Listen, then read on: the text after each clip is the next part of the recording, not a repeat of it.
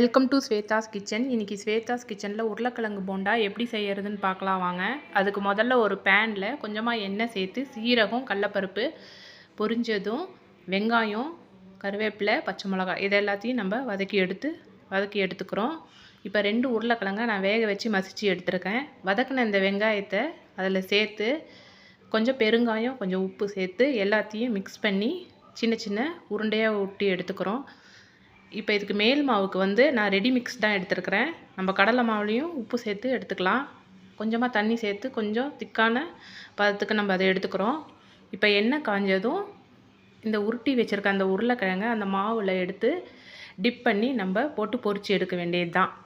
இப்போ சிம்பிளான உருளைக்கிழங்கு போண்டா ரெடி. ஈவினிங் ஸ்நாக்ஸுக்கு ரொம்ப ஈஸியாக சீக்கிரமாக செஞ்சிடலாங்க. ரொம்ப அருமையாக இருக்கும். Thank you friends.